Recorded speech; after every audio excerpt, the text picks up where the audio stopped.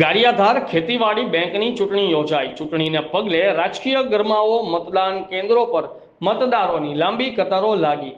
ગારિયાધાર ખાતે 17 ઓગસ્ટ 2026ના રોજ ખેતીવાડી બેંકની ચૂંટણીમાં મતદારોમાં ભારે ઉત્સાહ જોવા મળ્યો હતો અને મોટી સંખ્યામાં લોકો મતદાન મથકે પહોંચ્યા હતા.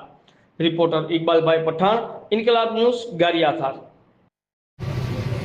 મારું નામ ગોયલ અજીતસિંહ ગંભીરસિંહ, ગામ આણંદપુર.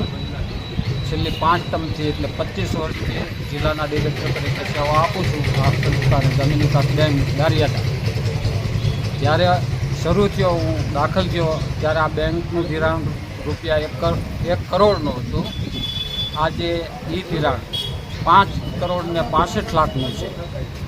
સેટલમેન્ટ યોજના આવી, એમાં 1 કરોડ અને 65 લાખ રૂપિયા લોકોના માફ કરાયા ખેડૂતોના, અને વન ટાઈમ સેટલમેન્ટ યોજનામાં. અને આજ સુધીમાં આ સંસ્થાની રિકવરી છેલ્લા 4-5 વર્ષમાં 98% છે. છતાંય આ ચૂંટણી આવી છે અને લડી છે.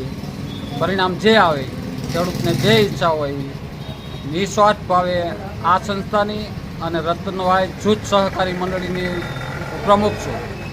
ગારિયાધાર તાલુકા રાજપૂત સમાજનો પ્રમુખ છું અને બધે નિસ્વાર્થ ભાવે સેવા કરું છું.